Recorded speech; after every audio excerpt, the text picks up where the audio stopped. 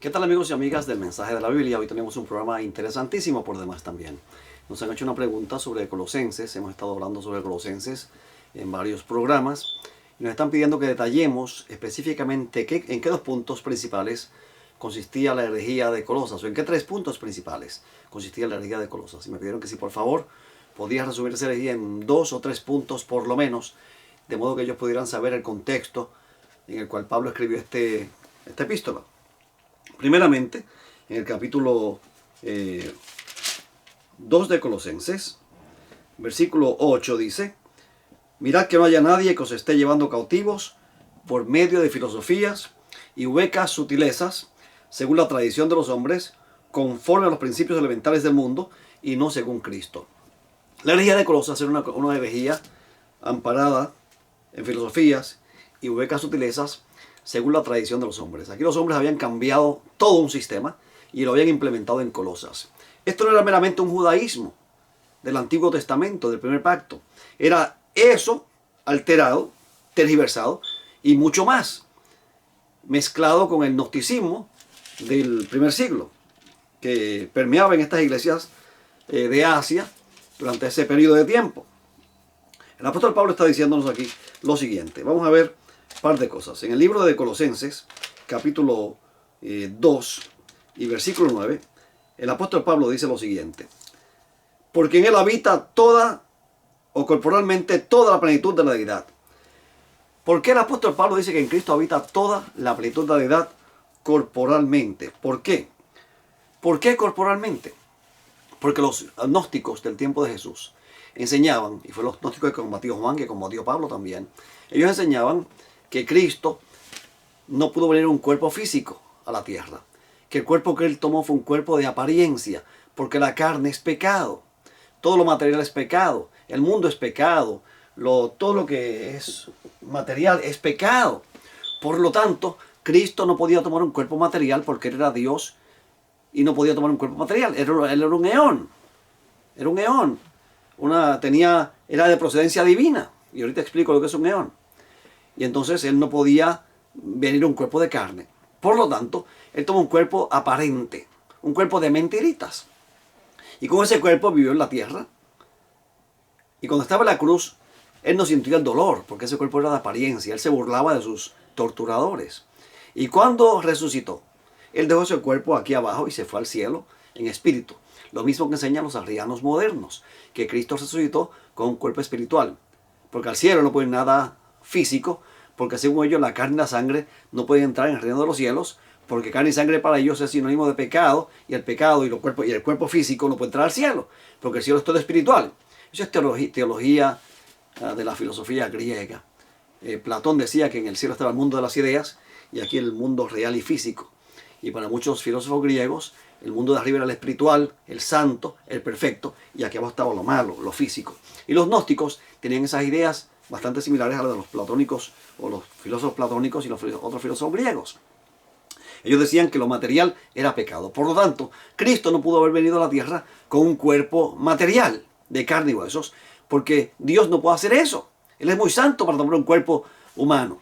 Así que entonces él vino en cuerpo de apariencia. Eso se llama docetismo, apariencia. Él tomó un cuerpo de apariencia y se fue al cielo en espíritu y dejó el cuerpo de apariencia en la tierra cuando ascendió al cielo. Pero la cosa no se queda ahí. Ellos decían que Jesús era un eón. Ellos decían que el Dios supremo, el Dios mayor, creó varios eones. Y uno de ellos fue Jesucristo y otro fue el Espíritu Santo. Eran eones creados por Dios. Y entonces estos eones fueron los encargados, en este caso Cristo, de crear todo. O sea, el Ser Supremo creó a través de este eón. Y este eón era un Dios menor, era una deidad menor. Se parece a los modernos arrianos también, que enseñan que el Cristo que ellos predican fue creado y que era un Dios menor, que era diferente en rango, no en rango, en capacidad, en poder al Dios Supremo. O sea que esta herejía viene de muchos años. Arrio la sacó de allí prácticamente. Estos elementos estaban ya presentes en el gnosticismo. Esto no fue un invento de Arrio. Y esto estaba aquí en el gnosticismo presente ya. Y eso lo combate Juan tremendamente. Por eso Juan exalta tanto la humanidad y la divinidad de Jesús y la eternidad de Jesús. Y aquí Pablo hace lo mismo cuando presenta a Jesús como el primogénito de toda creación, implicando que él es el primogénito de la creación porque Él es preexistente. Él antecede la creación. Él es antes que todas las cosas. Y todas las cosas fueron creadas por medio de Él. No algunas cosas, no las demás cosas, no las otras cosas, sino todas las cosas. Juan combate esta misma herejía en Juan 1.3 y dice, porque por medio de Él fueron creadas todas las cosas, no todas las otras cosas o no todas las demás cosas. Juan 1.3. ¿Okay? Entonces, aquí dice que el Cristo es primogénito de toda creación porque Él es el creador de todas las cosas. Y podría ser primogénito de toda creación también, si lo tomamos desde la perspectiva humana. El primogénito era el hijo que ocupaba el primado. Y Cristo, como hijo de Dios, pues era primogénito de toda creación porque a Él le fue preparado un cuerpo. Él vino como hombre. Su cuerpo fue hecho por Dios. Como hombre fue hecho, fue creado, fue formado, mas no como el Cristo preexistente, no como el verbo preexistente. Así que el apóstol Pablo establece clara y llanamente que Cristo Jesús es preexistente. Y no solamente eso, que es Dios juntamente con el Padre. Y Pablo lo establece en varios puntos, pero ese es otro tema que tocaremos en otra ocasión. Ahora, el apóstol Pablo dice, señores, no se dejen engañar por estos falsos maestros. En Cristo habita toda la pleroma. ¿Qué es esto de pleroma? Pléromo, mejor dicho, tiene acento en aquí. Pleroma. Pleroma viene de pleró. Pleró significa llenar, completar. También puede significar en cierto contexto cumplir. Tiene la idea de llenar, algo que está lleno, el verbo que implica llenar, completar. ¿Ok? Y cuando hablamos de pleroma, estamos hablando de la plenitud, de algo completo, pleno, cumplido, que no le falta nada. Entonces, por eso entonces el apóstol Pablo dice en Colosenses 2.10, y vosotros estáis completos en Él, que es la cabeza de todo principado y potestad. ¿Por qué los creyentes estamos completos en Cristo? Porque los gnósticos y estos judíos ascetas decían, no señor, para usted poder alcanzar la plenitud, usted tiene que hacer esto y aquello. Señores, en el libro de Romanos, capítulo 2 y versículo 13, me parece que es, deje buscarlo aquí rapidito, porque a veces que doy citas y no quiero después hacer una aclaración que di una cita mal. En Romanos capítulo 2 y versículo 13, exactamente dice, porque no solo los oidores de la ley, los justos ante Dios, sino los cumplidores de la ley serán justificados. Según el apóstol Pablo, las personas que son justas ante Dios son las personas que son cumplidoras de la ley.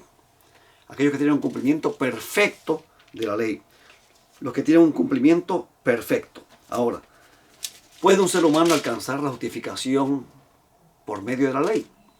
En el libro de Romanos capítulo 8 y versículo 7, el apóstol Pablo dice, por cuanto la mentalidad de la carne es enemistad contra Dios, porque no se somete a la ley de Dios, ya que ni siquiera puede.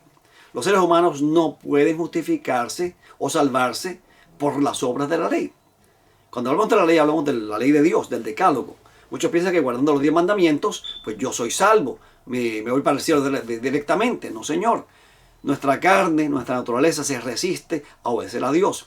Somos malos por naturaleza. Aún soñando, durmiendo, soñamos cosas malas. No soñamos pecando y haciendo cosas malas, está soñando. Usted está tranquilo en la iglesia, cantando un himno y le vienen malos pensamientos. Esa es la carne. Así obra nuestra carne. Así obra el pecado. Ese es el poder del pecado en acción en nuestras vidas. Y nosotros, aunque nos lavemos con lejía y amontonemos jabón sobre nuestra cabeza, no podremos quitarnos la mancha de pecado, según Jeremías 2.22. Esto hay que batallarlo en una forma diferente. Primero hay que comprender nuestra insuficiencia. No podemos. Por nuestra cuenta no podemos ser justificados. O sea, perdonados, aceptados ante Dios. Nada que nosotros hagamos por nuestro obrar, por nuestra cuenta, podrá alcanzar la justificación. Por más que usted trate de guardar los mandamientos para alcanzar la justificación, se va a quedar corto. No va a llegar nunca. Y es en ese momento entonces que el apóstol Pablo dice cómo Dios resolvió este problema. Romanos 5:18. Así pues, como por la transgresión de un hombre o de uno, vino la condenación a todos los hombres, de la misma manera, por la justicia de uno, vino a todos los hombres la justificación de vida. El apóstol Pablo está diciendo, por la transgresión o el pecado de Adán, vino la condenación a todos los hombres. Todos nacemos condenados.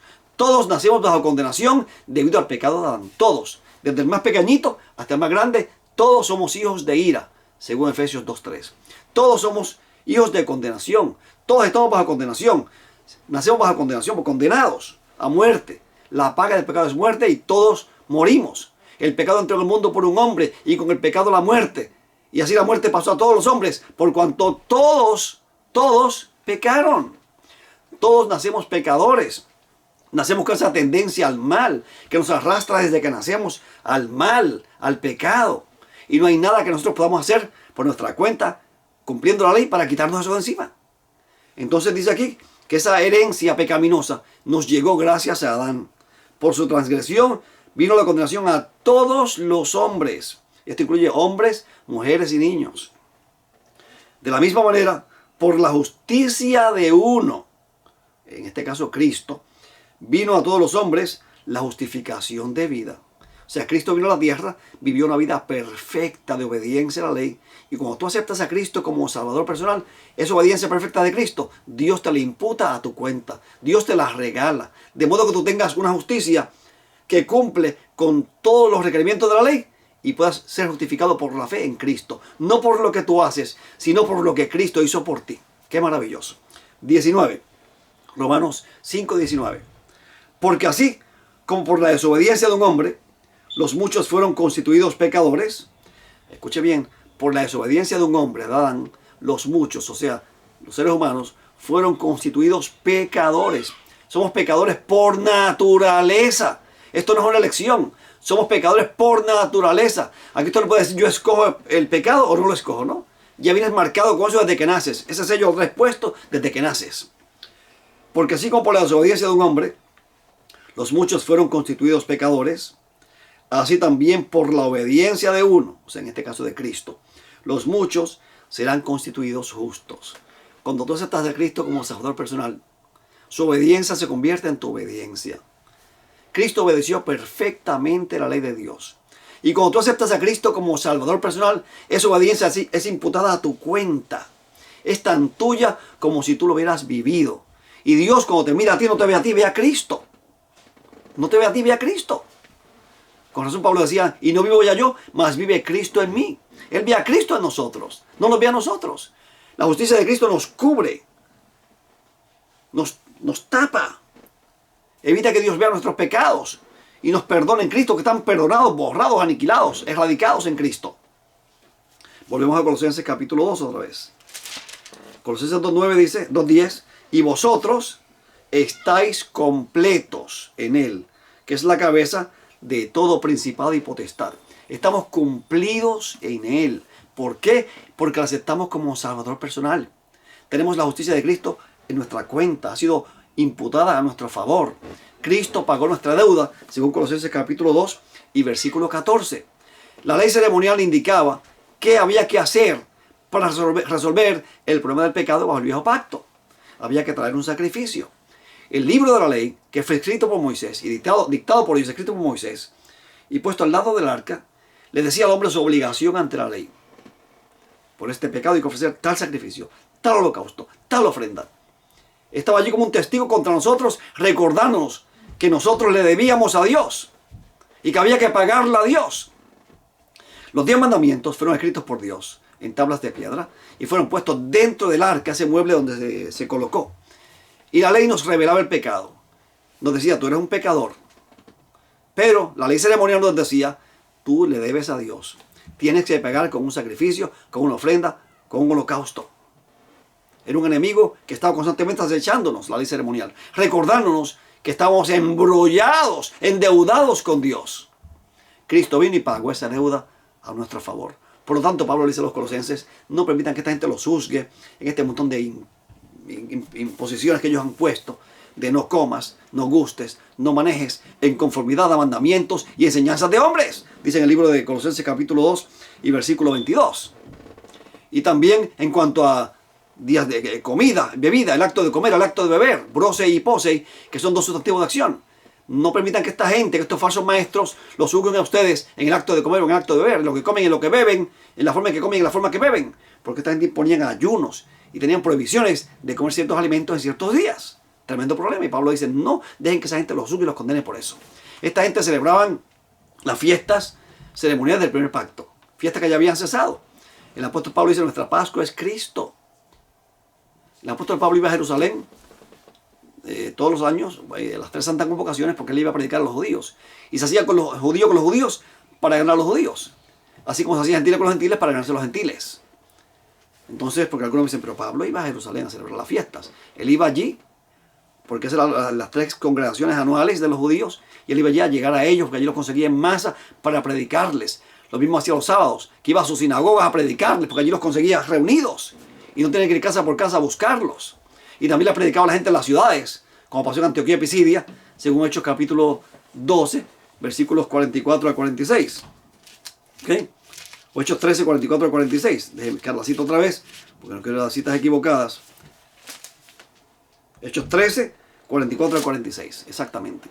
Así que entonces volvemos a Colosenses, y en Colosenses capítulo 1, el apóstol Pablo le dice a los colosenses lo siguiente, un versículo bien interesante.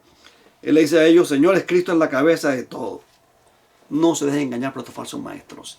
Si ustedes tienen a Cristo, tienen la plenitud, están completos en Él. Y no solamente eso. Colosenses 1:13, miren lo que dice.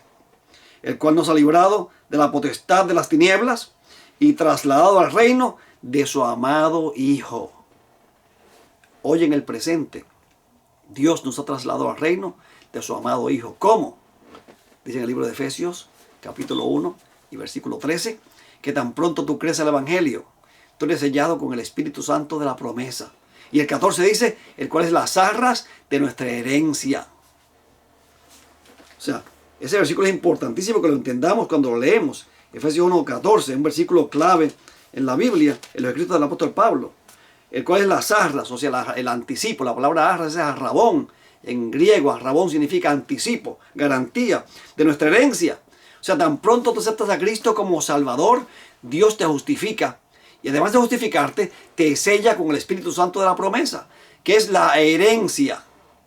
¿Okay? Esa herencia que Dios te promete, te la otorga por la fe, cuando te sella con el Espíritu Santo. Ese es el anticipo de los bienes venideros, de esa herencia eterna. Dice aquí, con miras a la redención de la posesión adquirida para alabanza de su gloria. Dios nos predestinó a todos los seres humanos para alabanza de su gloria. Unos aceptan, otros no aceptan. Pero el apóstol Pablo dice, eso se cumple en aquellos que aceptan a Cristo como Salvador personal. En aquellos que creen al Evangelio y son sellados con el Espíritu Santo de la promesa. A ellos se les da el anticipo de los bienes venideros. Dios, por la fe, en el tiempo presente, te transporta al reino de su amado Hijo. Te lleva a la Nueva Jerusalén espiritualmente, por la fe. Y es tan tuya esa Nueva Jerusalén como si tú estuvieras allí. Como si ya tú estuvieras plantado allí. Como si ya tú tuvieras tu casa allí preparada y construida por Jesús. Por la fe somos transportados al reino de su amado Hijo. Así que es importante que entendamos todo lo que el apóstol Pablo está diciendo sobre este asunto, porque esto es importantísimo por demás y mucha gente no quiere entender este asunto. Nosotros somos hechos perfectos en Cristo y el apóstol Pablo lo dice en varias ocasiones. En el libro de Filipenses capítulo 3 y versículo 15 dice, así que todos los que somos perfectos, esto mismo sintamos, y si en algo sentís de un modo diferente, también esto os lo revelará Dios. Pablo dice, nosotros somos perfectos. Estamos completos en Cristo. No nos falta nada. Ahora, algunos se alarman porque cuando escuchan este tema dicen, entonces eso quiere decir que yo puedo, una vez que soy salvo, hacer lo que me dé la gana y no me importa la voluntad de Dios. Señores, en Efesios 1:13 dice que tan pronto Dios te justifica, una vez que tú crees el Evangelio, Dios te sella con el Espíritu Santo de la promesa. En el libro de Romanos capítulo 6 y versículo 22 dice que tan pronto hemos sido justificados por la fe, tan pronto habéis sido libertados del pecado y hechos siervos de Dios, tenéis por vuestro fruto la santificación y como fin, como meta, la vida eterna. En 2 Tesalonicenses 2:13 dice que la santificación es por el Espíritu. En otras palabras, cuando tú aceptas a Cristo como Salvador personal, Dios te justifica y te dice, estás completo en Cristo, eres completo en mi Hijo, y te sella con el Espíritu Santo, de modo que tú andes en el Espíritu y no satisfagas los deseos de la carne. Es tu deber cada día consagrarte a Dios todas las mañanas y hacer de eso tu primer trabajo.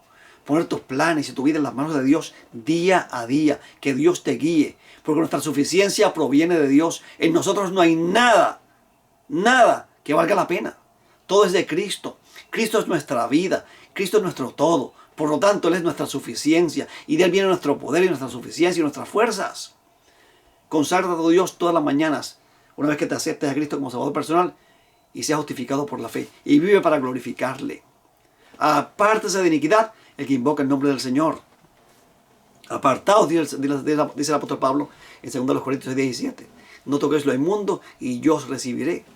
En 1 Corintios 10:31 dice: así que ya sea que comáis o bebáis o hagáis otra cosa, hacedlo todo para la gloria de Dios. No para la gloria de estos falsos maestros de Colosas, que enseñaban que la plenitud había que alcanzarla mediante obras. Que usted no era completo y pleno hasta que usted no hiciera las cosas que ellos recomendaban que había que hacer. Y así pasa con muchos perfeccionistas hoy en día. Ellos no aceptan que son perfectos en Cristo, sino que ellos quieren lograrla mediante su propia obediencia, lo cual es un imposible. La perfección se obtiene mediante nuestra obediencia. La perfección bíblica es perfección en amor. Le hace Mateo 5, 40 al 48. El que te pida, dale. El que quiera tu capa, dásela. Sé por vosotros misericordioso, dice Lucas, como vuestro Padre que está en los cielos es misericordioso. Sé por vosotros perfectos, dice Mateo, como vuestro Padre que está en los cielos es perfecto. Es perfección en amor, no perfección en estar ahí pendiente de la letra de la ley y vivir por la letra de la ley así fríamente. Eso hacían los fariseos y les fue muy mal. Eso hacía el joven rico y les fue muy mal, porque se olvidó lo más importante de la ley: la misericordia, la fe, la justicia. Eso tiene que ir combinado con nuestra obediencia a la ley de Dios. ¿Ok? Porque el cumplimiento de la ley es el amor. Dios es amor y su ley es una ley de amor que se manifiesta en los creyentes, la vida de los creyentes, mediante una vida de servicio a Dios y al prójimo. Así que la herejía de Colosas era una herejía que se amparaba en una falsa enseñanza judeo-gnóstica que decía: la plenitud se alcanza mediante logros humanos. Cristo es un eón creado. Cristo resucitó con cuerpo espiritual. Y tú jamás entrarás al mundo espiritual a menos que hagas todas estas cosas. Y te rías por todas estas cosas que nosotros enseñamos en conformidad a mandamientos y enseñanzas de hombres, dice el apóstol Pablo. Bueno, mis amigos, el tiempo se nos acabó. No tenemos tiempo para más. Será hasta el próximo programa y que Dios te bendiga y te guarde.